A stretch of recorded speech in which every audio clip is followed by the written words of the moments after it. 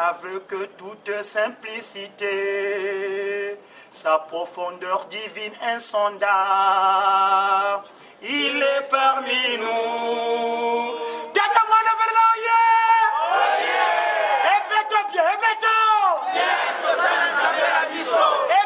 bien, Quoi il voit nangue?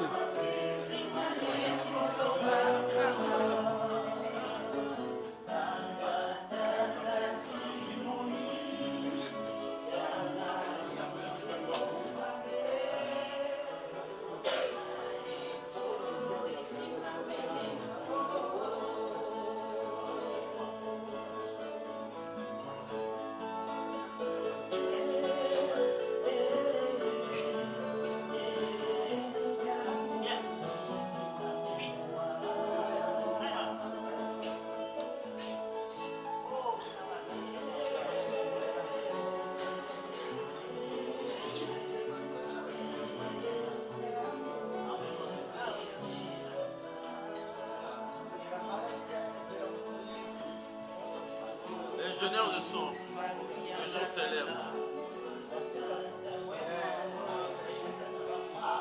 Travail, donc il faut moins énergie pour le moins de travail, pour le moins de loco.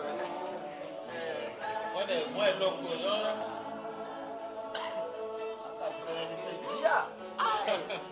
Dans tout.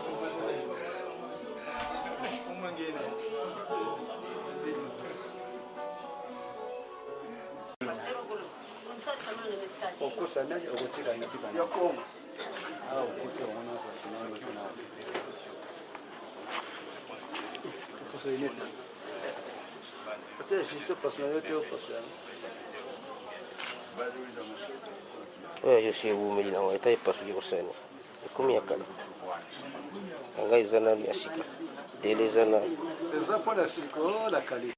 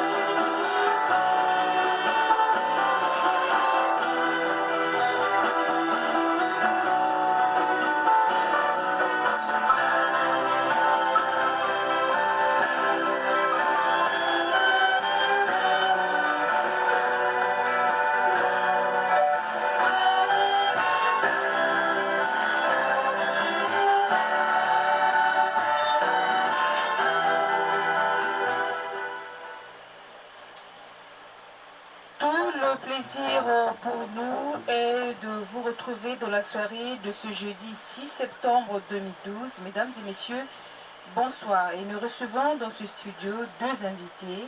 Le révérend Ondissa Christian, pasteur secrétaire national en Côte d'Ivoire, et Papa Godi Congo, enseignant et chercheur de l'écriture négro-africaine. Venez donc de suivre en générique une belle chanson intitulée Sa divinité, mise en exergue par les guitaristes de la ville de Brazzaville. Et donc le choix de l'entretien de ce soir est porté sur cette chanson.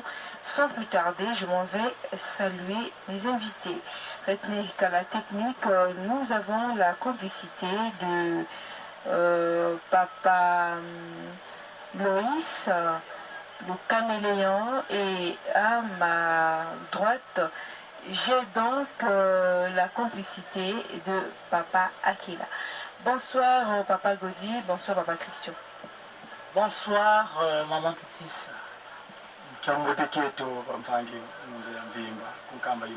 Bonsoir. Merci beaucoup. Si vous constatez que Moko Akoloba mi beaucoup plus Kikongo et Moko Akoloba Lingala. J'espère que c'est ça, c'est la langue que vous voulez utiliser, Papa Christian. Oui, ça va. Ok, donc bande pour la dîner na uti Koloba, nazana ba invité Mibale. Moko Congo na Papa Ondissa Christian, Azali pasteur et secrétaire national la Côte d'Ivoire, Moussou Papa Godi Congo, Azali enseignant et chercheur, il y a écriture négro-africaine. Alors, les dans la générique, il y a tranche Nabiso, Ezali, Tooki, Nzembo, il y a Mandeko Nabiso, il y a groupe guitariste, Puna la Brazzaville. Bango, Bayemli Biso, Nzembo Kitoko, Owabengi Bongo, sa divinité, parce que ils ont intitulé il y a Nzembo Oba Utiko Yemba. Donc, Ezali, Nzembo Moko, tout album Moko bâti sur le marché, c'est Sika, Nani et Yebani Pindate, donc Kobibano sur Yangoyo, et je crois que mon seul va faire un album, moi, et cité, mais Tokoyeba, pourquoi sa divinité, et Mouti Wapi, les inspirations anémées, donc sur cette divinité, et Zali Wapépé, on va essayer un peu d'analyser sa divinité. Est-ce qu'il y a un Sika, tout à cause d'un Sika.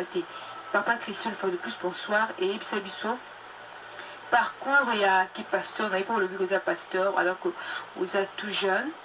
Et qu'on permettre Bisotoyeba réellement, qui pastora, et Wuti Wapi, Ndengeni, de Tebke.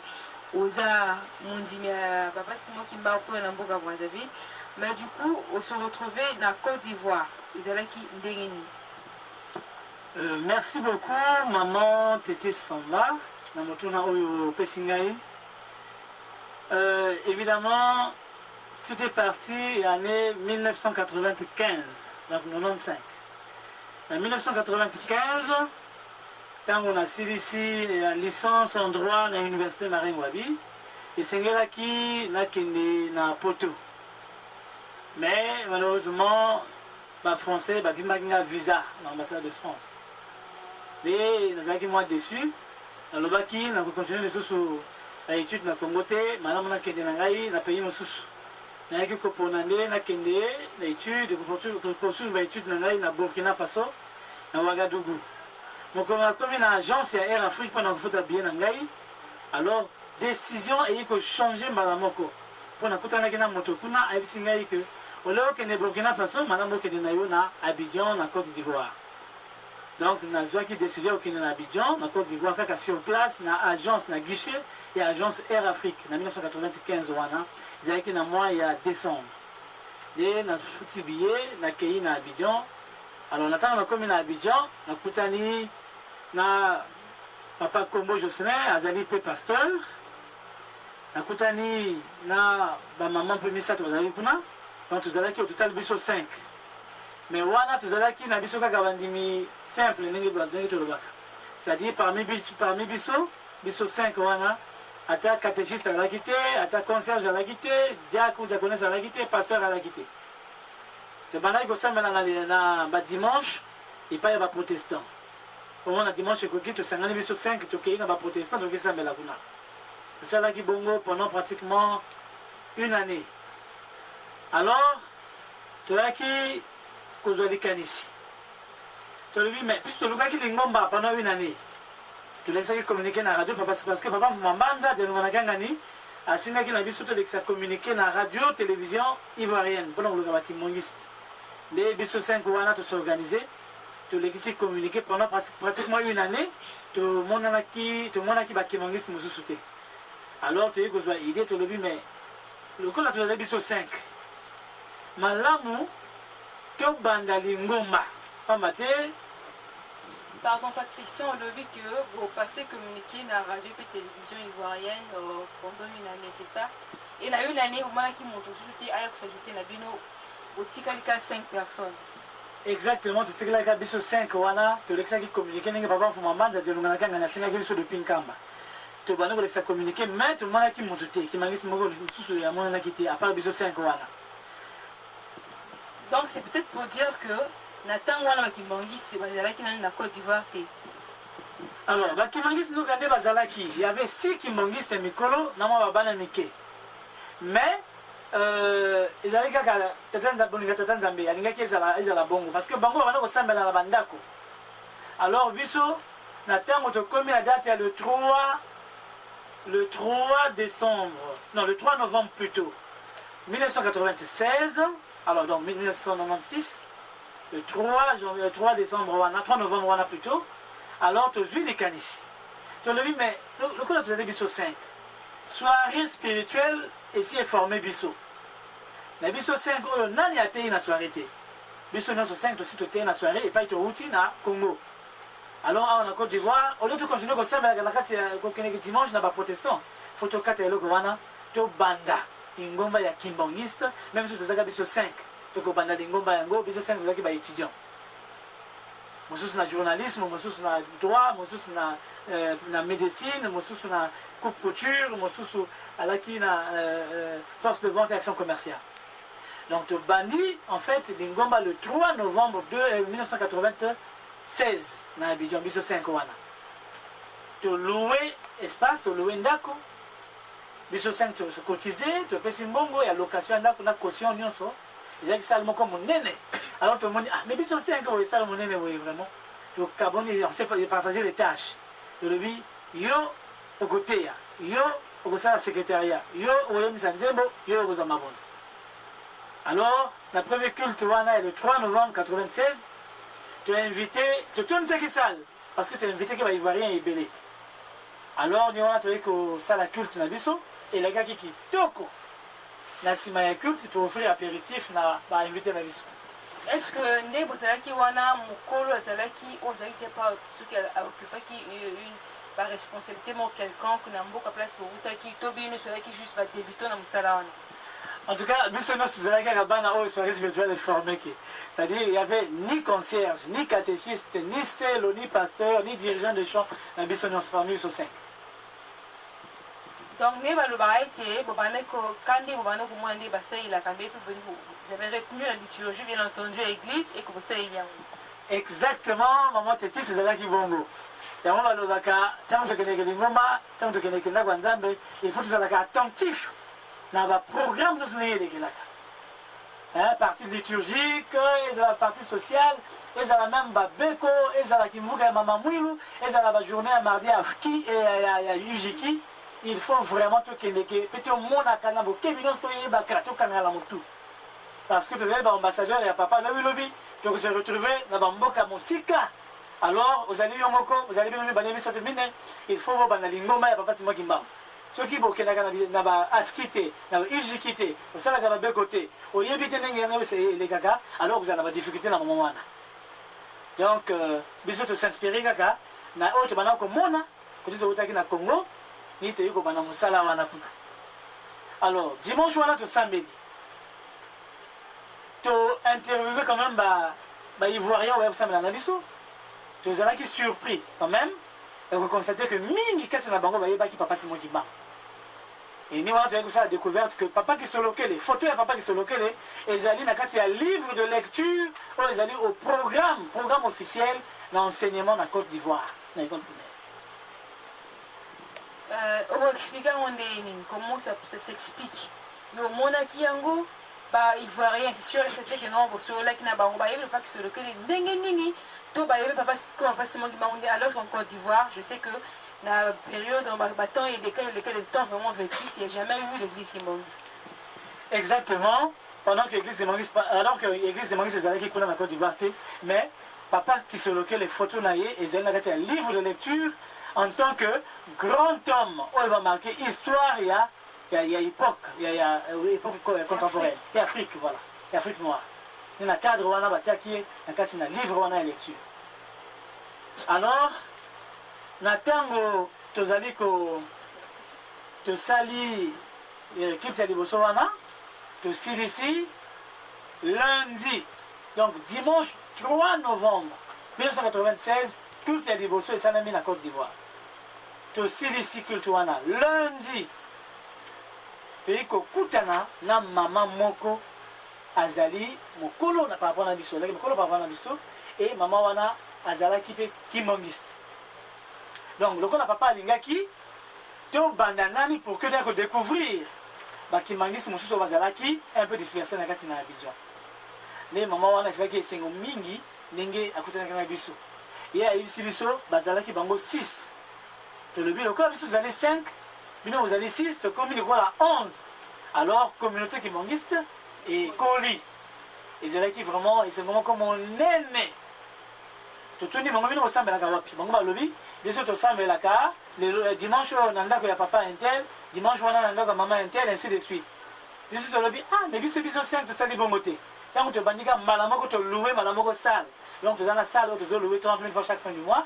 Bino 5, oui biso 5 kaka alobi d'accord, donc tokobana kosambela sikoyo na salle wana kuna ezali na Cocody, quartier babengi Cocody, ezali quartier résidentiel ni kuna tobandi kosambela. Alors quand vous avez ressemblé la wana, communauté est mati de sous. Tu dis bani mususu baye, tu commis ebele 20, 30, 40, 50, 60. Et na tango wana, tu lobi, il faut to banda déjà ba démarche pour la kozwa reconnaissance officielle ya lingoma na Côte d'Ivoire dès maintenant. Alors, tu tardé que tu banda qui déjà ko kosa ba dossier na ministère intérieur pour na kozwa le ministère de la Défense pour nous avoir une reconnaissance officielle de Lingoma na Côte d'Ivoire. Merci beaucoup et bravo. On a bino, qui 5, trop jeune encore, mais quand même Burundi pour la identification de Lingoma. Alors, Toké et Sika par Louis Sazali pour le Yimbomoké.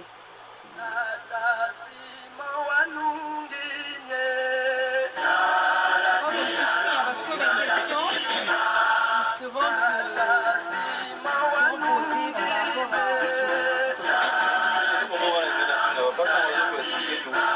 parce que si j'ai fait ça, Congo Angola, Congo RDC, Congo Banque.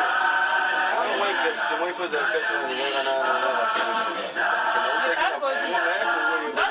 on parle d'abord français, après on continue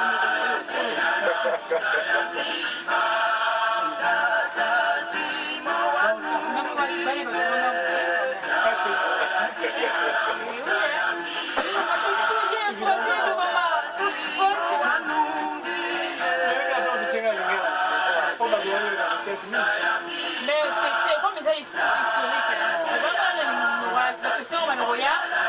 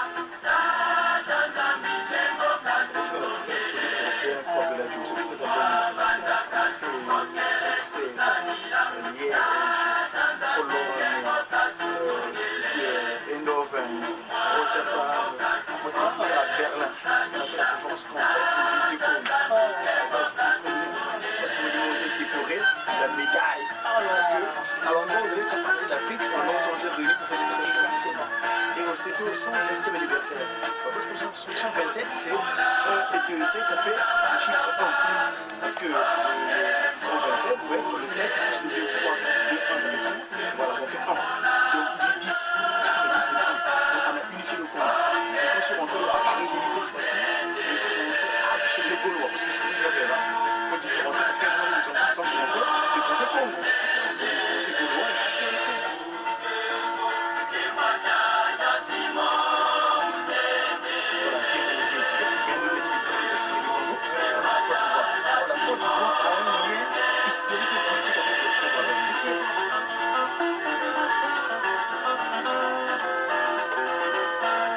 Merci beaucoup Papa Loïs pour la loyembo kitoko ya solo nzembo elobi Papa Simon Kimbangu alungi ni donc alungi nae Kembo Papa Simon Kimbangu c'était effectivement Kembo et Papa Simon Kimbangu et comme musika tina Côte d'Ivoire et bandi na Congo na Congo Kinshasa Congo Brazza Congo Angola et Tanzanie tito comme na Côte d'Ivoire suite ya masolo Papa ezali ni po biso et sika mama il kambo cette divinité et outil. Merci maman Tati Samba. Na bana koloba na tango toyi kokutana na baninga mususu to komi 11 après communauté Koli toyi kokoma jusqu'à au moins 60e comme ça. Wana to site de reconnaissance officielle ya Lingomba. Bon ça qui combien de temps pour vos reconnaissance officielle parce que et bobani ko bunda depuis 85 et 95 pardon. Et vous reconnaître Bino officiellement à Anini. Officiellement, tu as besoin de reconnaissance officielle dans Bisso, dans mois il y a juillet 2001. En juillet 2001, tu as besoin de reconnaissance officielle. Ils allaient qui sous le régime du président Gbagbo, Laurent Gbagbo. Pour te demander qu'il y a un régime du président Bédié, on te signe reconnaissance officielle. Alors Bango, bah tu le qui? Parce que l'article de la presse, qu'ils avaient déjà 5007 en Côte d'Ivoire, et que ceux qui m'appellent cette reconnaissance, ils sont à la 5001e siècle. Alors Bango, Baniga quitté donc. Voilà comment tout l'État fait Yaki et Alongwaki. Alors, M. Soyaki, tout l'année du dossier YP, avant que vous ayez saisi son Mingi, YP général YP Yaki. Alors, Bango t'en a commis. Malamoko, te lancer dossier, te relancer dossier, juste à peine quelques mois, allez, va passer sur reconnaissance officielle Wana. En 2001. Alors, le lobby n'a pas pensé à Mbanza, tout le monde un peu partout pour nous l'église qui m'a dit comme il est reconnu officiellement en Côte d'Ivoire et que le vert et blanc peut flotter maintenant sur le sol ivoirien du nord au sud, de l'est à l'est, de l'est à l'ouest. Alors, ils disent que c'est mon mingi. Vraiment, on comment la vert et blanc dans la Côte d'Ivoire. Alors, maman Tétis, le lobby n'a pas pensé à Mbanza, le lobby n'a pas papa. Le coup là, tu as vu la reconnaissance officielle. Les gens m'appellent école, ils m'ont dit mes bélés. Alors papa, tu as au de la biso pasteur, parce que biso nous avons qui sont soixantaine wana, ata concierge, ata longi, ata selo, ata pasteur moka zalakité. Mais tu as une soixantaine déjà. Tu as qui peut dire que 15 nabiso ils ont pesé déjà l'eau parce que ça va baptiser dans ma casse. Baptiser dans 100 et quelques mille francs CFA à dimanche. Donc, tu commences à la caisse quand même, tu commences à prendre le même terrain. Alors, papa, maman, a zone ça qui dit soboui. À l'objet, les camobo sali. Et c'est les camobo qui a mon nez et à motouya. Et les besoins papa à l'objet, ma somme nabino, banamota manabino, limbisi yango. Et mi balé, na kotine la bino, mutukuna te, mutumususote. Bino moko kaka bamane li kabakitoko oyo. Bino moko bomema yango bokolisa yango bosukisa yango. Nde wana papa ayaki kosenga biso liste ya bandimi nyonso na Côte d'Ivoire banda mondimi ya liboso kino mondimi ya suka. Totindaki liste wana et je crois un mois plus tard toyambaki enveloppe monene ya kaki eutaki epai ya papa Fumamba dans la cabinet chef spirituel. Ezalaki na janvier 2000 plutôt janvier 98. Oui, janvier 98. Donc, peu avant la reconnaissance officielle de Lingomba. Donc, on est en Côte d'Ivoire. Alors, papa a tenu une enveloppe, tu as formulé l'enveloppe. Alors, nous étions tous surpris de se retrouver na fonction, responsabilité oyo papa Fumambanza anomeki biso.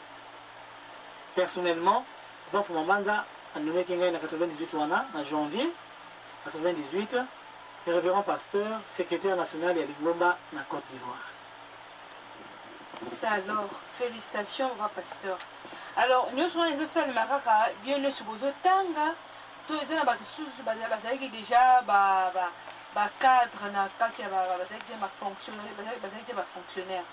Non, wana biso mo suzali kotanga. À part maman na bateza musu bazalaki kuna o bazalaki kuna depuis kala. Mais bango banaki na kubimisa Lingomba te. On a lobaki wana tokotaki na bango bazalaki bango 6. Sinon biso on bazalaki dynamique ba jeune. Ouais, ba jeune en tout cas dynamique. Vous avez vu sur 5, voilà, vous avez étudiants. Donc, tous liés à la fois, bah, études na biso, na mosala, kosakola, comme la passe moi qui m'a en Côte d'Ivoire, donc on a dit c'est Lingomba na Côte d'Ivoire. Alors, comme il a histoire, il y a une histoire, il y a des divinités. Nzembo tu na kiwana, il y a sa divinité. Alors, ndenge nini, yango et likamowe et sa divinité ezali. Na tango to bani mosala na biso ya pasteur. Donc, comme en 2001, on a atteint une reconnaissance officielle.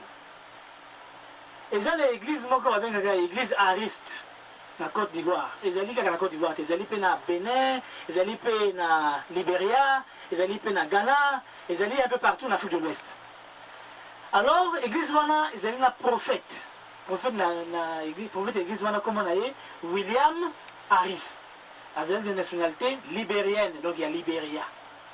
Prophète Wana en 1910, à Tamolaki, dans le pays belé Afrique de l'Ouest, à Banaki Kosakola, à Banako Lobaboye, Bobima na Mangoma Bapaya, Lingomba ya Siki Siki ya Solo Solo Zaliko ya, Bobima na Mangoma Bapaya, Botika Ndoki, Bobitika Maji, Bobima na Mangoma Bapaya, Lingomba ya Siki Siki Zaliko ya.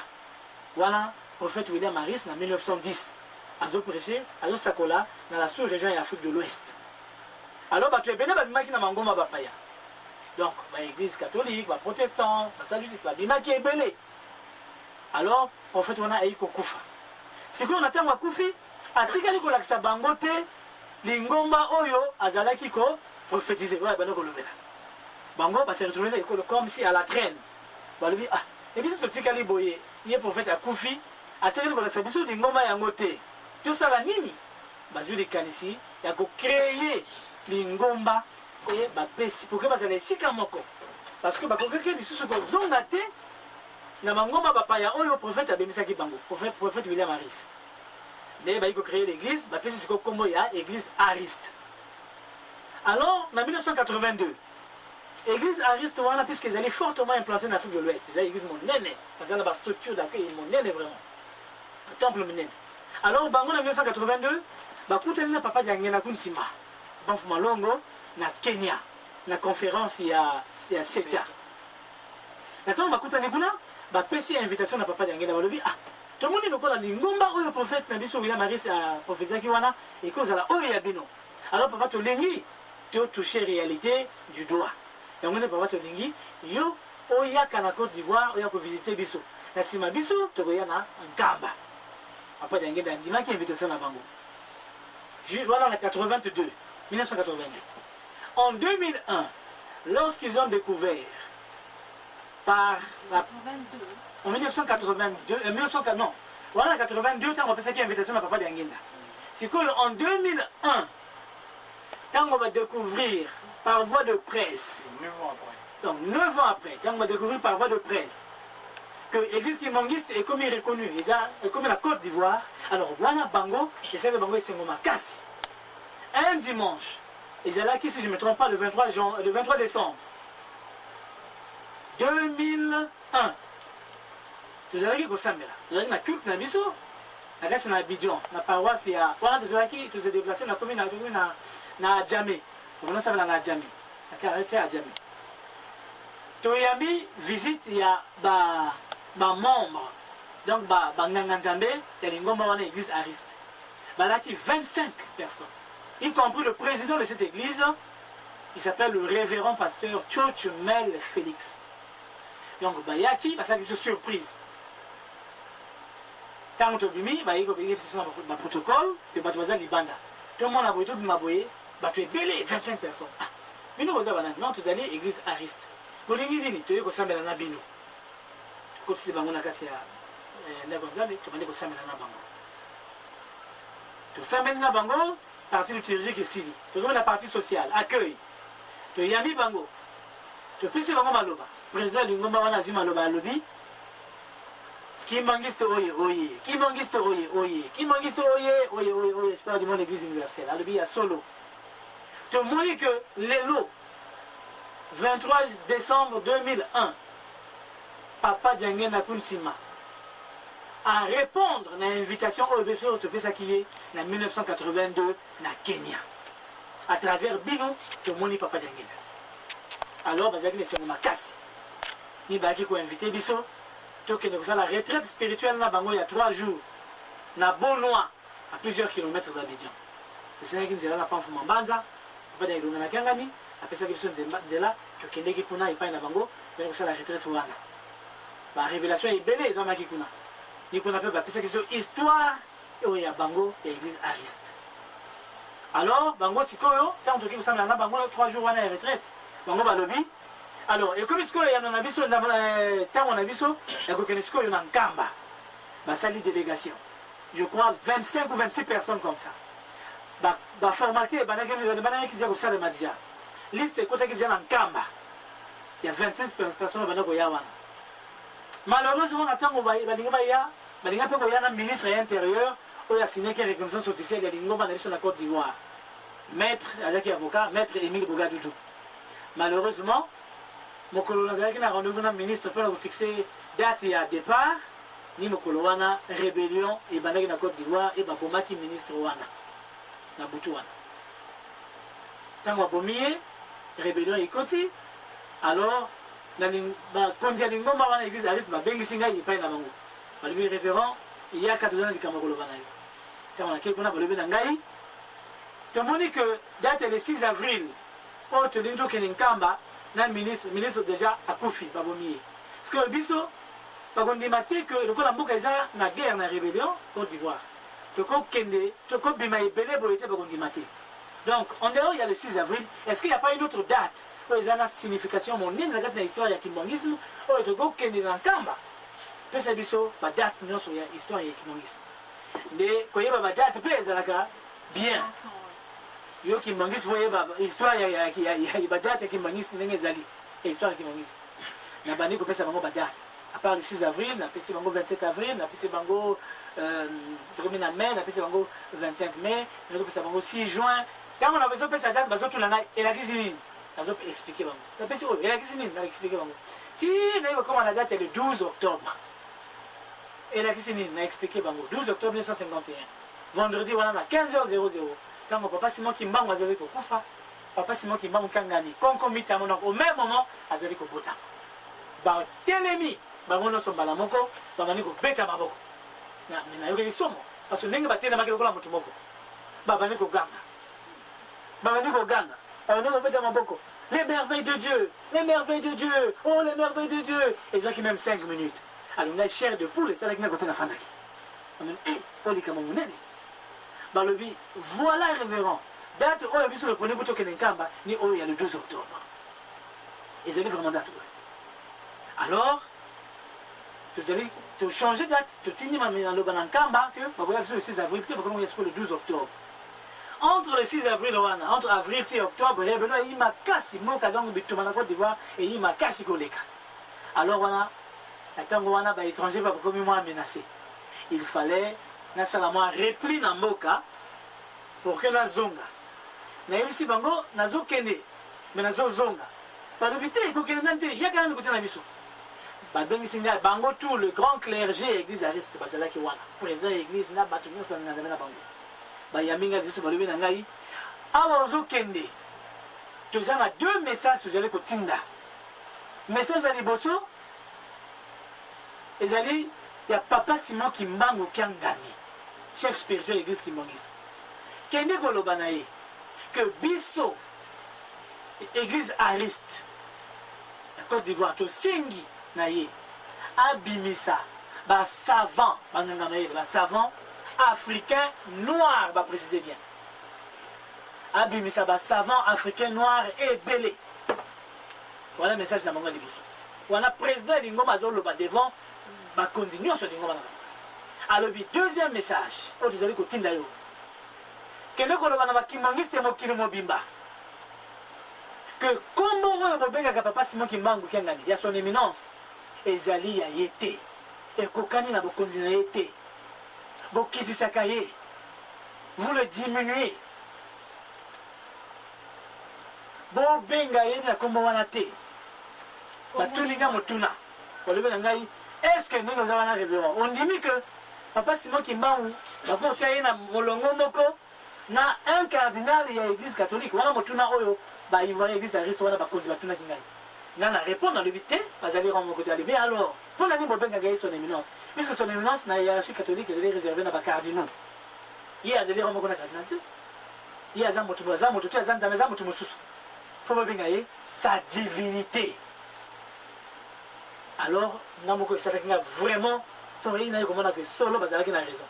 Parce que, Dieu n'a pas son éminence. Alors que vous allez Nzambe. Non, Nzambe, Azali, sa divinité. Comment il y a sa divinité? Azali, divin. Divin, donc Dieu. Donc Azali Nzambe. Azali, quand il y a un mot, on peut porter titre dans le mot qui est quand Nzambe peut avoir sa divinité.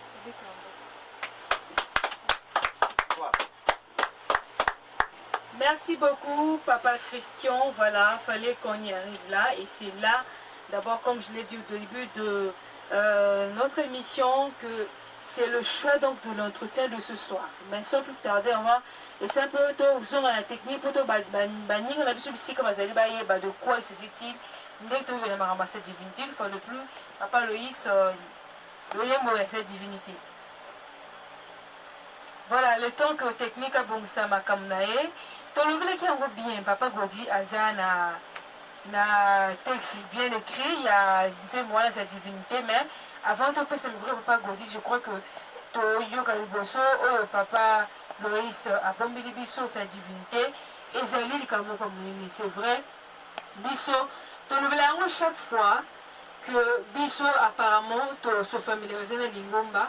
Je suis familiarisé avec Papa, moi tout le monde va dimension les alité. Alors, débat, les alliés ouvert déjà, Papa Godi, Bongama, Papa Christian, Bongama, Papa Loïs.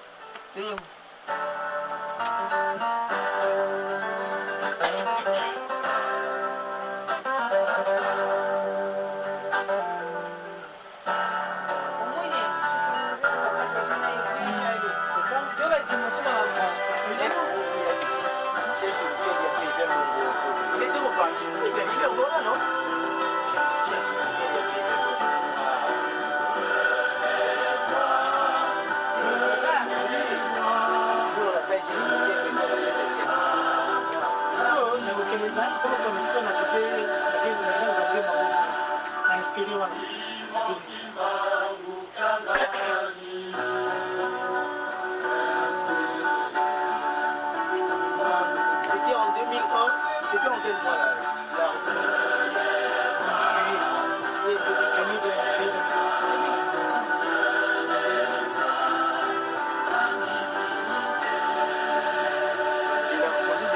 Les aristes là, la rencontre, c'était auquel mois? Décembre 2001.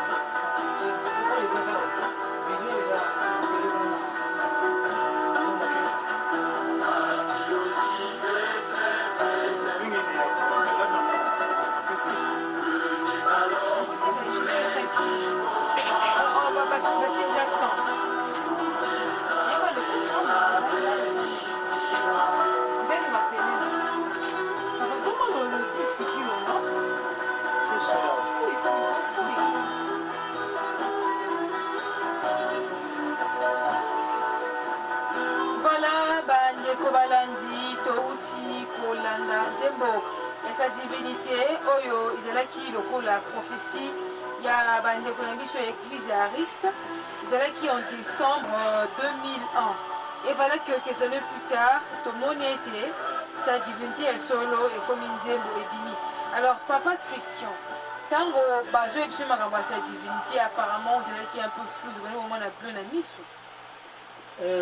Évidemment maman te dise tango olobi kamolekama sa divinité namonaki lokola ne balongoli ngai elamba ya mwindo c'est comme si j'avais voilà c'est comme si j'avais on m'avait enlevé nettement elamba moko boye na miso parce que sur place namoni ya solo baza na raison nini mpe benga papa son éminence alors que ezali nzambe eza lokola moni mwasi ya libala soki obengi ye mademoiselle akotala yo te mais soki obengi madame otie na esika na ye wana baluka ntali luzitu lolo voilà ça Respect. donc ezalaki ndenge wana ezalaki ndenge wana yango tolobaka ete bando koyeba te tobandi réflexion na biso ezalaki tobandi kopousse yango mosika te mais bato oyo tozobenga bato ya libanda soi-disant bato ya libanda oyo papa tange na kotima mpe alobi ke bana na ngai misusu baza ya libanda bato ya libanda oyo bakoti papa na esika na ye bacomprendre dimension spirituelle ya papa wana nde tobengi sa divinité en tout cas eza mpena exact ezali ndenge wana papa Godi nakanisi oza na nzembo écrit mais quand même pour expliquer au temps la biso yango verbalement na français puis expliquer la lingala. Merci maman Dani.